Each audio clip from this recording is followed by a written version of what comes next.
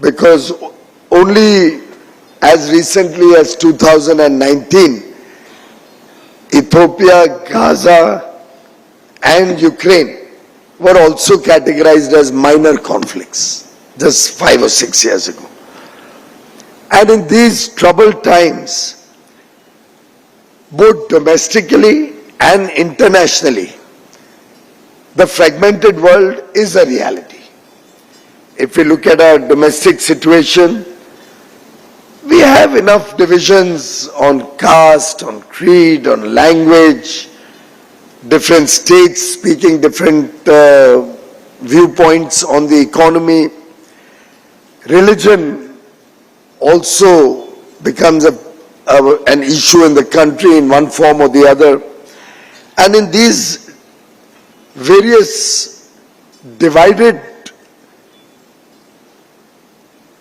silos that the country works in, we as a nation have to chart out our pathway to progress, our future, and work towards a developed nation, a Viksit Bharat by 2047. Coupled with these domestic issues, the world today is in a complete disarray, even on simple and basic issues of sustainability, for example, or climate change, whether it truly is a challenge or not, whether nations accept it as their responsibility or not. The world is facing two major conflicts, both in Ukraine, Russia, and the Gaza-Palestine conflict. Different blocs around the world don't talk to each other or have problems with each other. We have the democratic world and an autocratic world. We have market economies, we have non-market economies.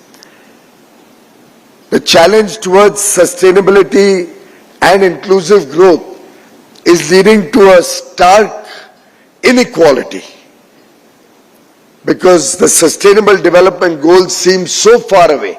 I still remember when the Sustainable Development Goals were first articulated, I used to wonder, why are we keeping a time frame as late as 2030? These are pressing challenges before the world, and there should be a collective effort to achieve these goals much faster. I never imagined that we will be in 2025 and most parts of the world don't even talk about the Sustainable Development Goals anymore. We on our own, in our own country, in a very small way,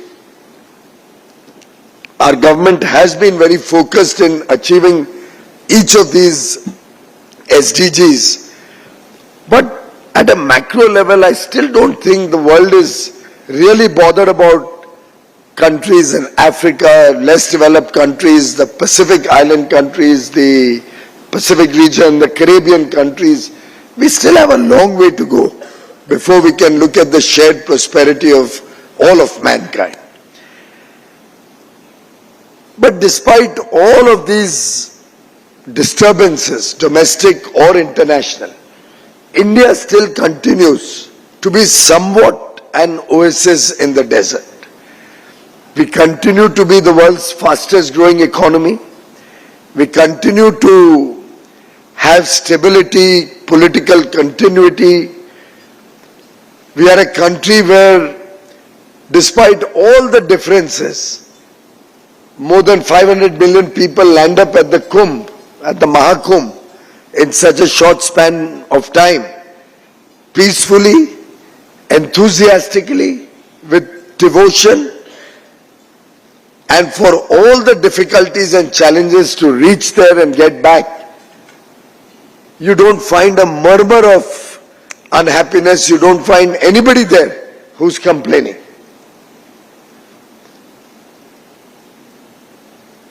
As we labor on, the country in its Amrit Kal has made a collective commitment. 140 crore Indians have today made a collective commitment to ourselves that we are going to make India a developed nation by 2047 when we celebrate 100 years of independence.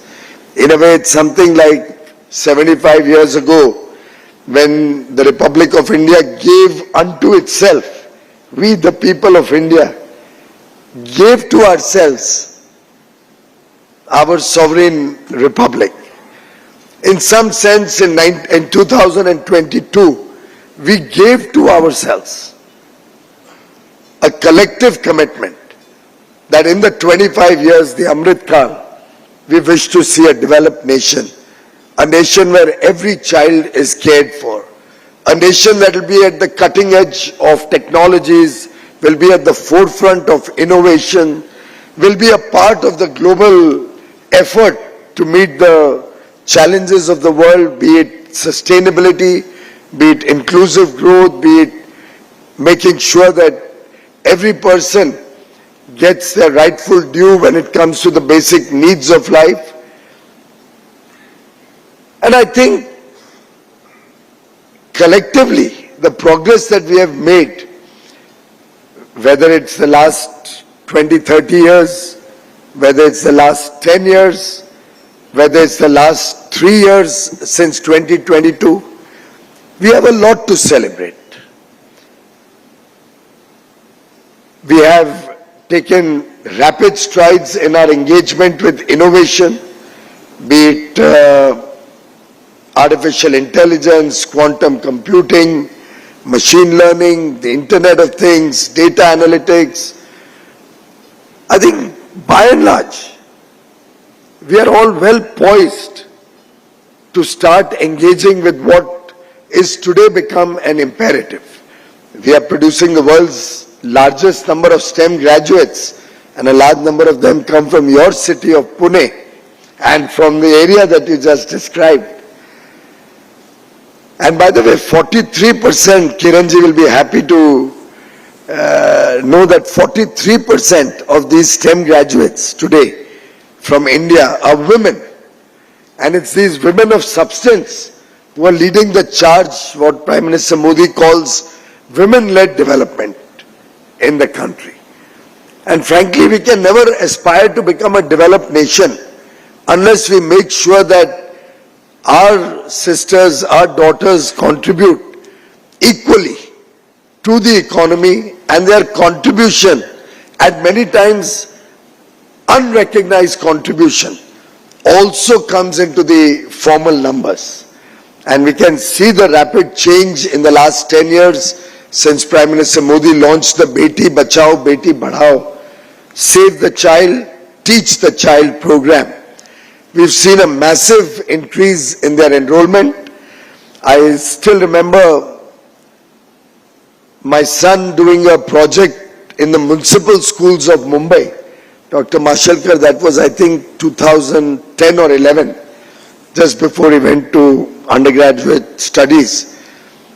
And he went around all the municipal schools of Mumbai, and we have about 1100 or 1200 of them. And the two factors because of which there was a rapid decline in the girl child going into class 6th, 7th, 8th were toilets and sanitary napkins.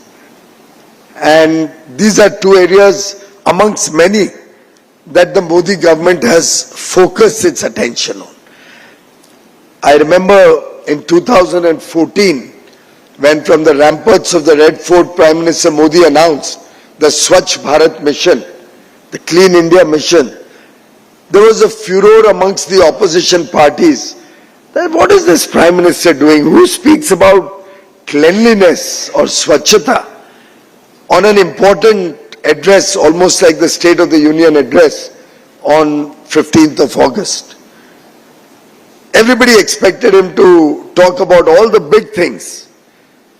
But Prime Minister Modi is very clear, unless you address the small things, you'll never be able to get the big outcomes that we as a nation desire. And I think there will be nobody in this room who could disagree on the importance of cleanliness, be it in our own surroundings, be it on the streets, the nation as a whole, the impact that clean water has in our lives, the impact on our health, the impact on the nation's well-being.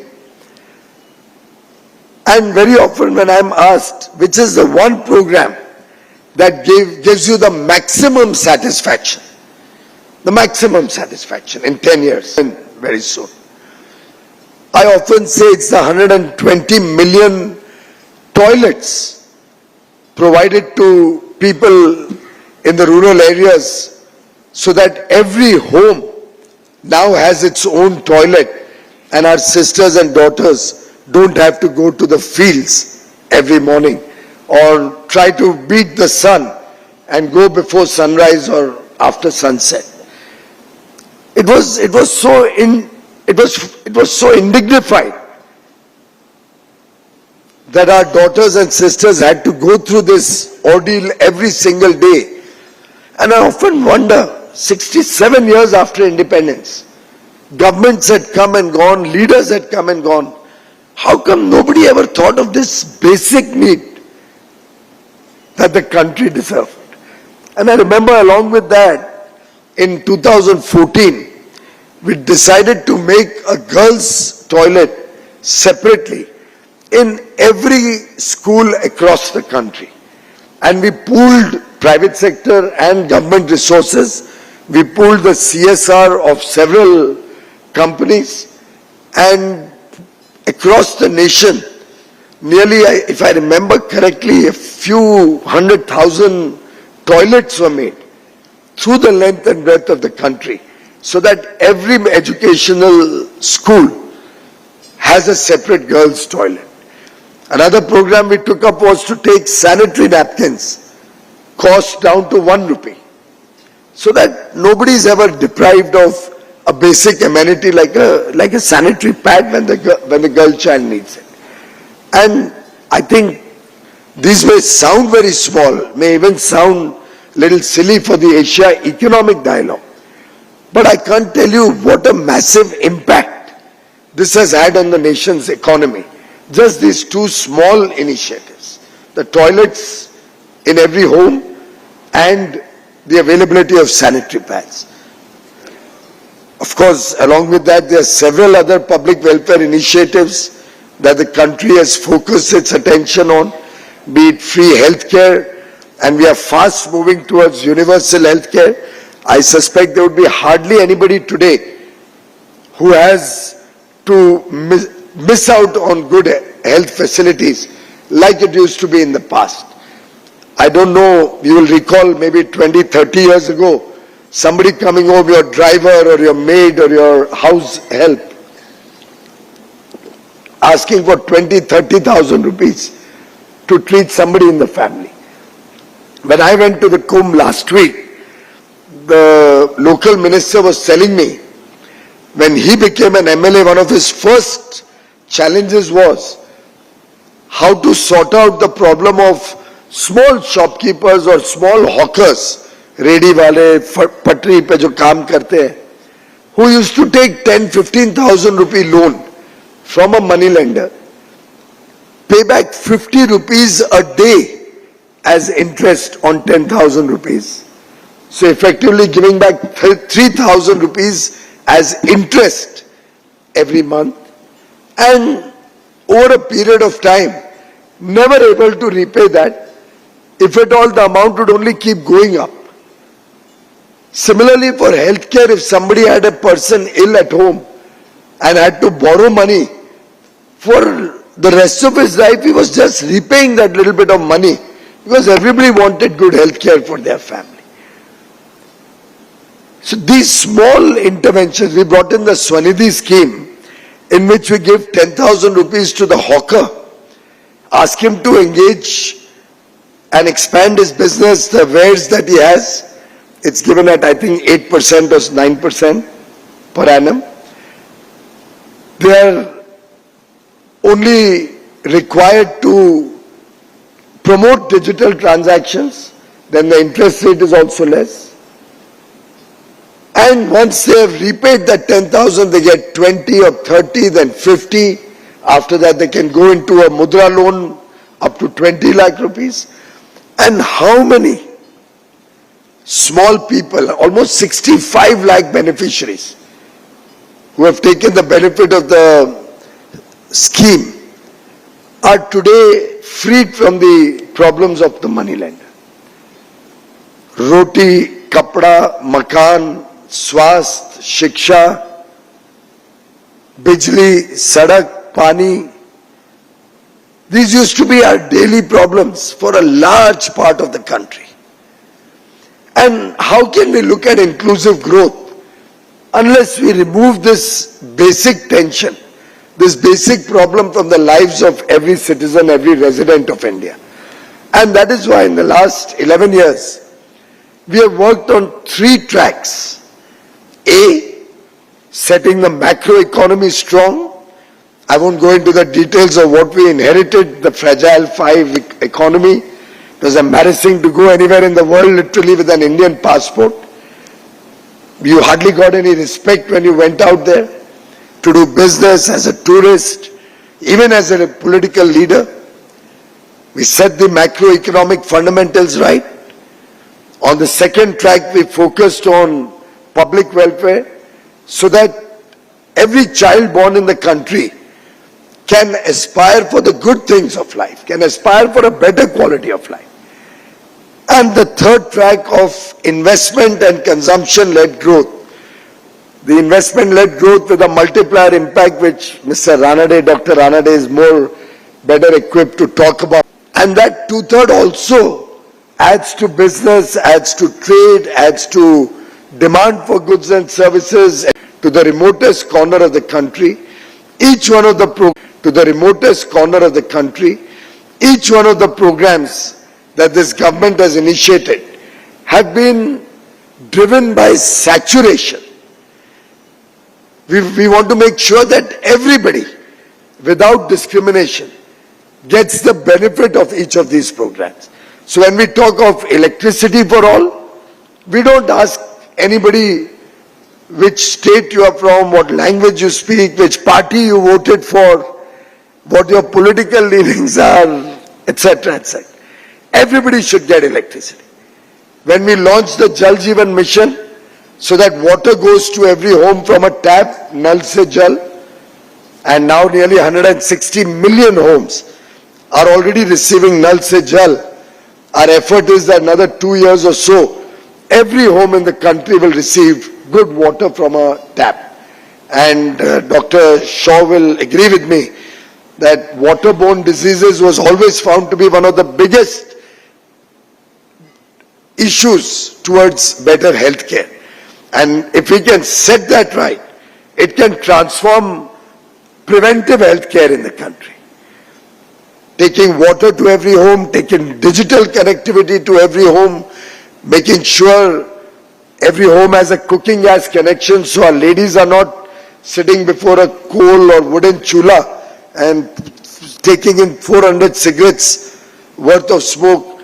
Now all these measures are the drivers of India's future economic growth, and it is on the strength of that growth that India will continue to play an important role in this broken, fragmented world, that India will continue to be resilient in its economic strength, and it is this strength that the country has today, the collective strength of 140 crore Indians, that drives us towards looking for a better quality of life, a better cost structure, lower inflation, and a better life at lower costs, at more affordable costs, and towards ease of living.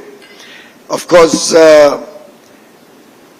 technology will be a big enabler, and I think we shouldn't fight technology, we have to adopt technology.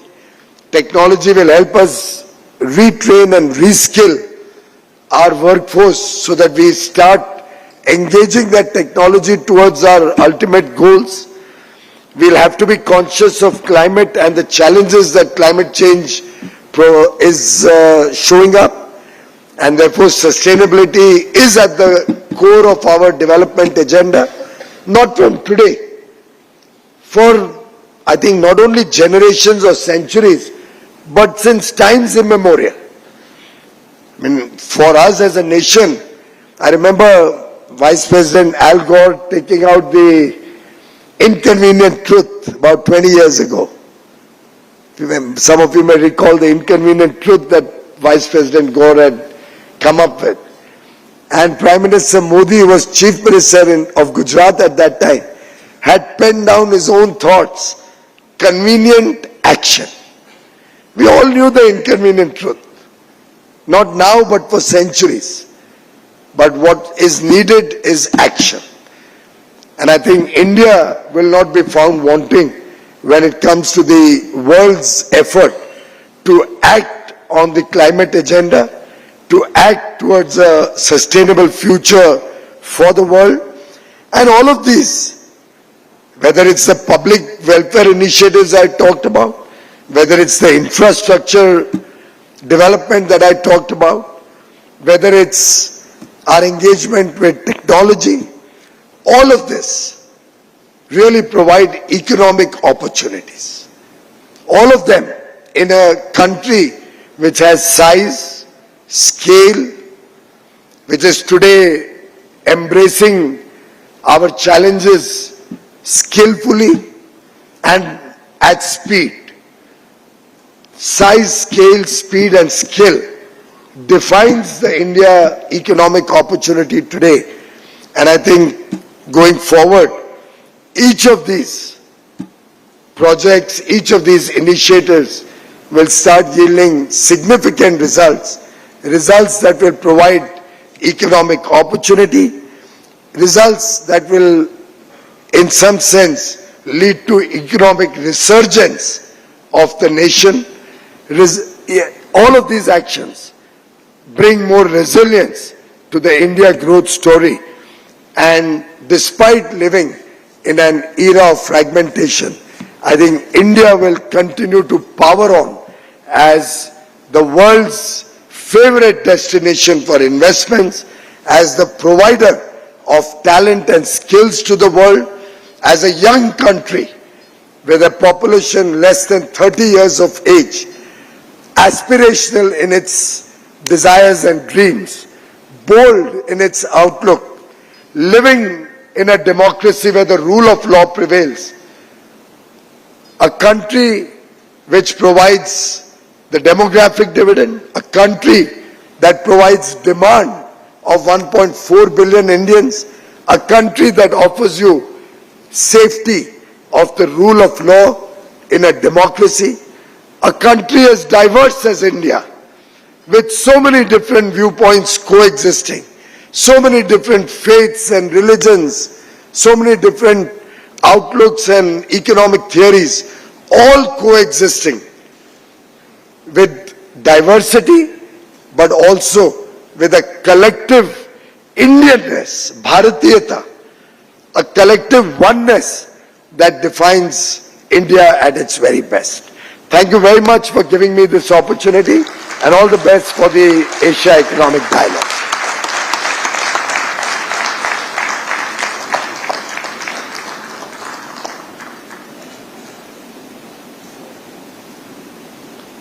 The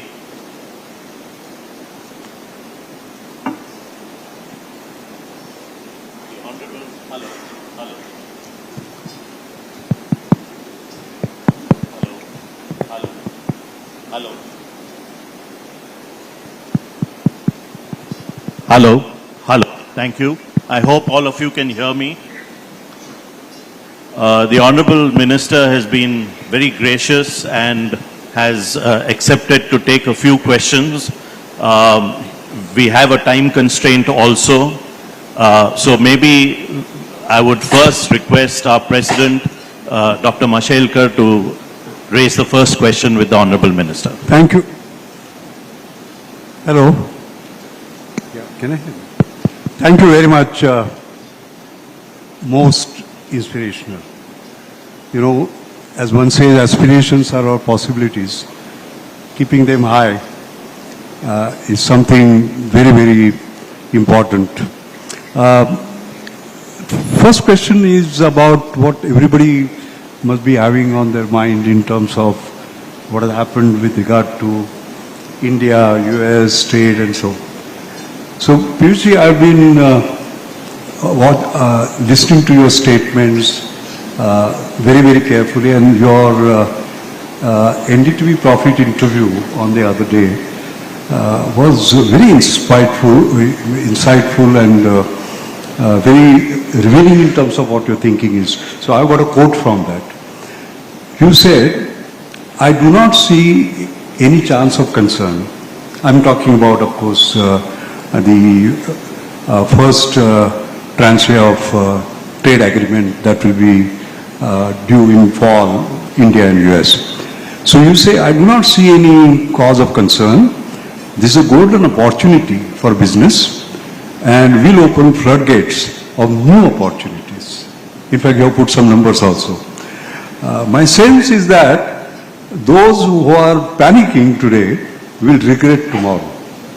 I think we are very safe with you as, Commerce and Industry Minister. So can you please tell us what your thoughts on this are? Well, who had said it? Elementary, my dear Watson. I think it's very logical. I'll give you a small context so that you'll resonate better with what I'm going to say. I had become railway minister in 2017, and President Trump's administration had just come into office 6 or 8 months before that, and Ambassador Ken Juster, had been appointed ambassador to India. So he called on me at my Rail Bhavan office. I was not handling commerce, by the way, at that time. And in the course of the conversation, I very casually mentioned to him, I said, Ambassador, it's so silly that the US and India are always having trade tensions. We could possibly have a free trade agreement which would be a win-win for both of us, because we don't compete with each other on anything. We are complementary economies. Wherever labor is going to be involved, at our $3,000, we will be competitive.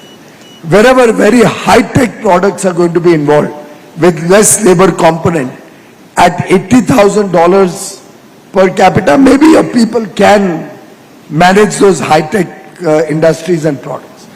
Where cutting-edge technologies have to be researched, you have the financial strength. Your financial strength doesn't have too many avenues for investment. India offers you that avenue and the demand, which will give your businesses an opportunity, your economy growth. So we basically complement each other, and he agreed with me. But the problem always was that the US Congress would never allow the United States to enter into any new free trade agreement. Now the rules of the game have changed. Now I think President Trump is taking bold decisions. Now maybe we may not land up with a free trade agreement in the conventional sense of WTO.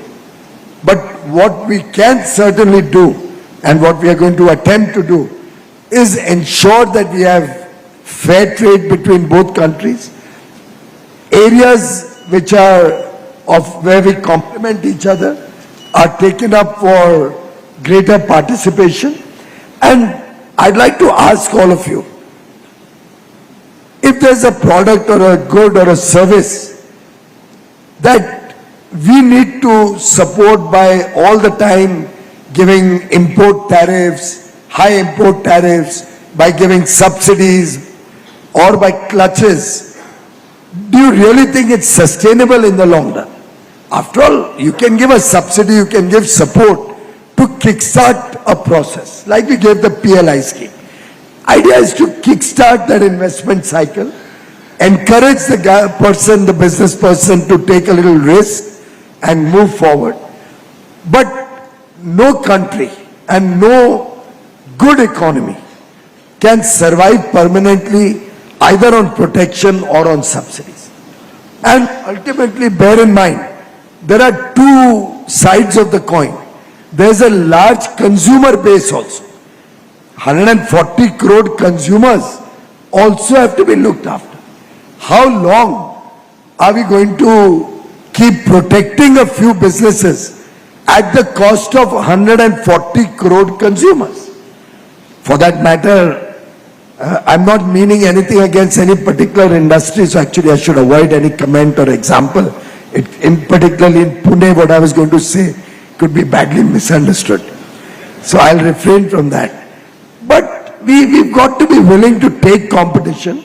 We've got to be willing to accept challenges that will make Indian economy, Indian industry, Indian business more efficient. And it's quite possible that a few may not be able to address these challenges. But then that's what the economy is all about.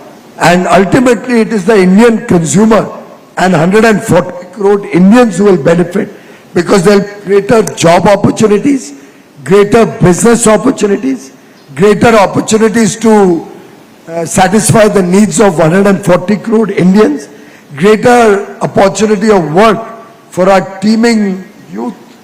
And therefore I think it's a very natural partnership between two big democracies, two countries who believe in the rule of law, transparent economies.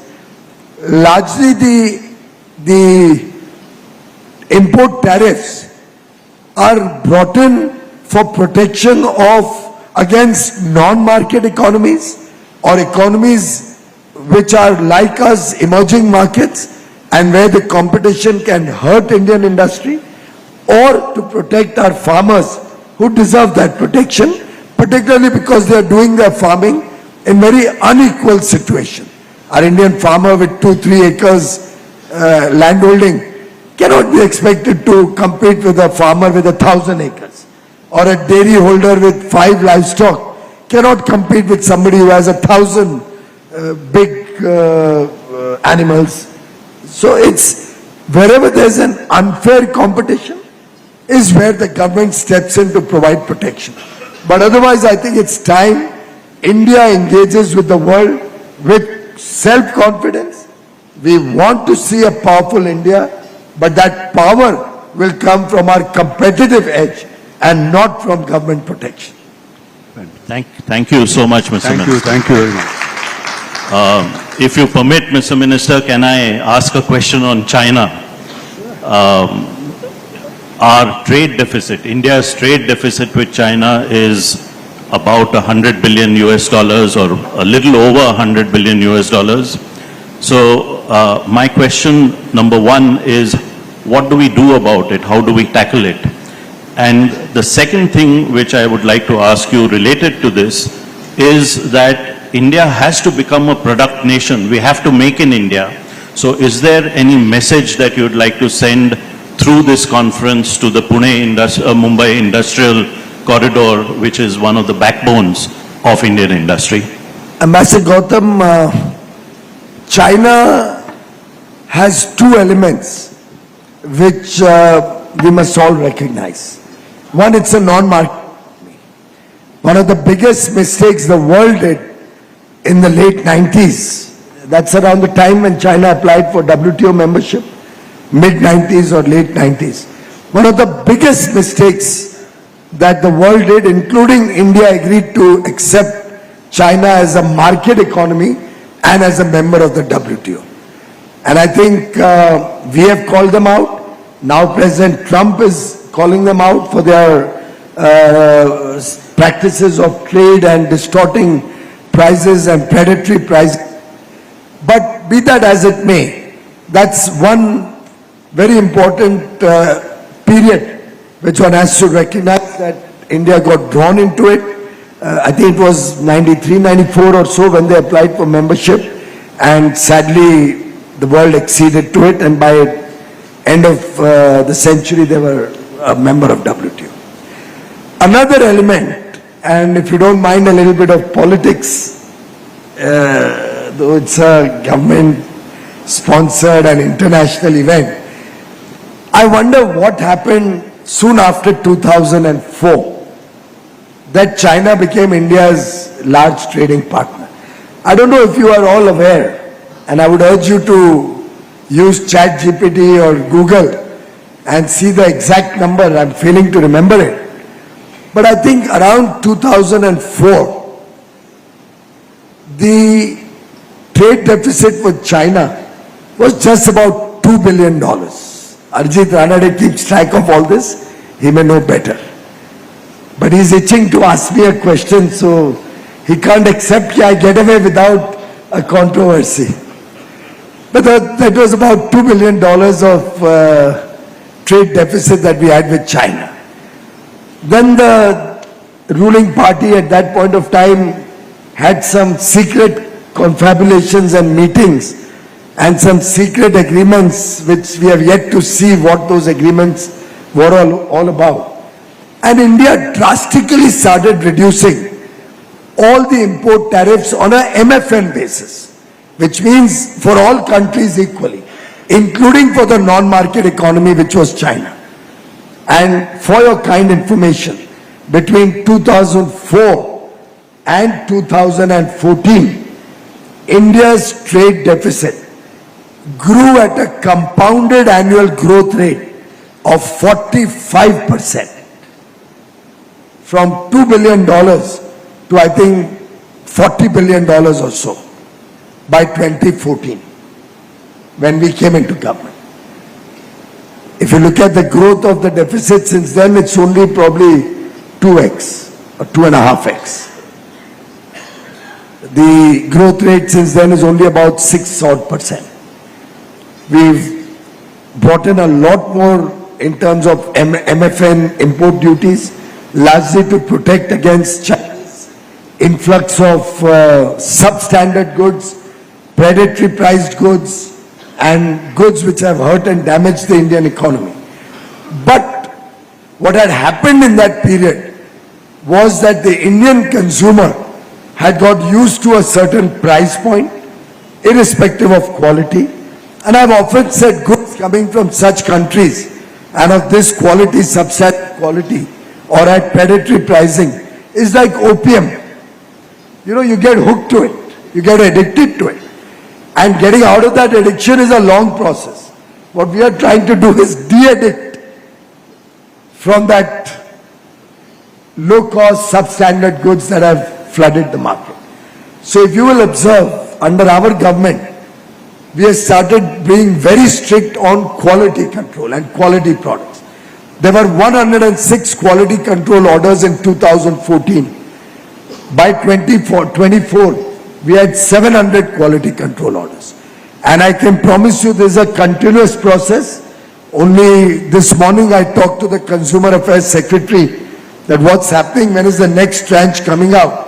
And she said last week she has met with all the line ministries to speed up more quality control orders.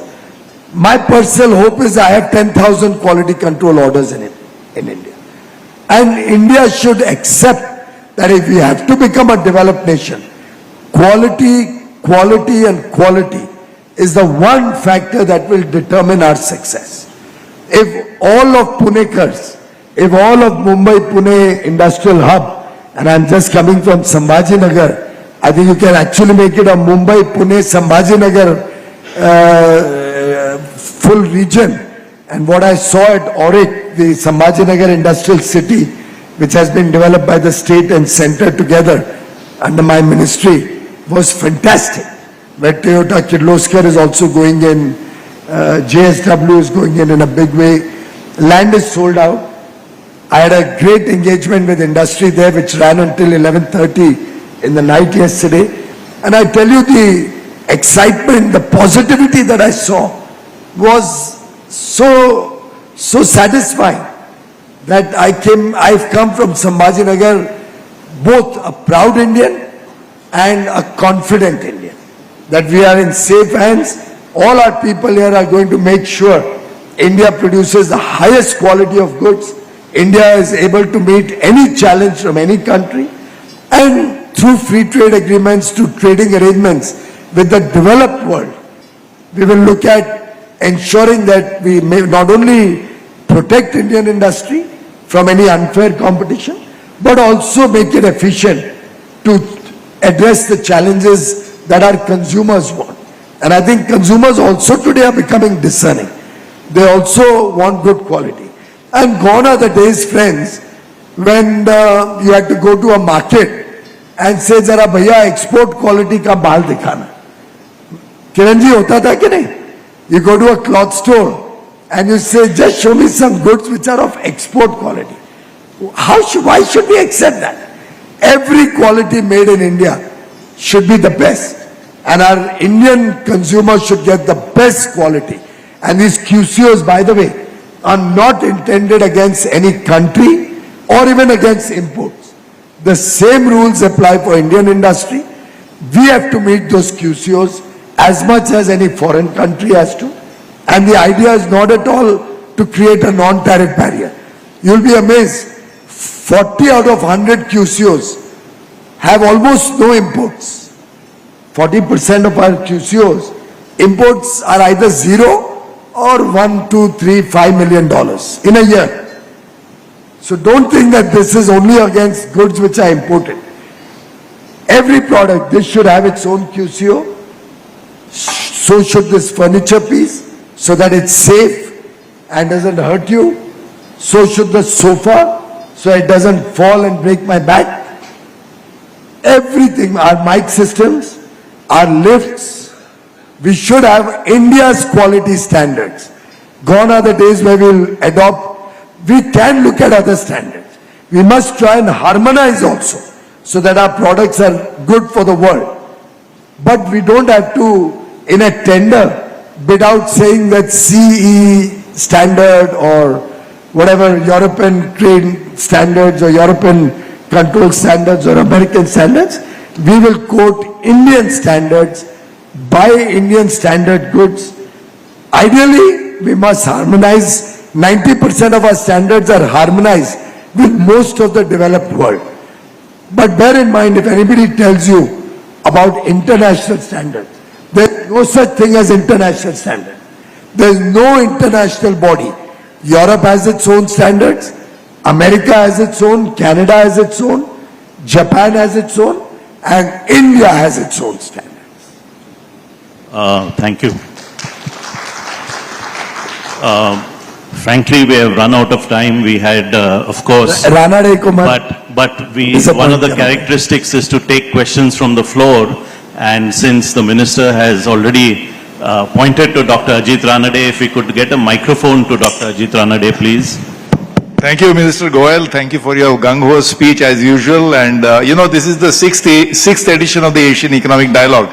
Even though it's sponsored by the Ministry of External Affairs and we are grateful to them, it's very good that because it's all about trade, investment, and therefore it's very appropriate that the Trade and Industries Minister is here. So thank you very much for the... But since I cannot resist asking this question, everything is hunky-dory, no doubt, but this is...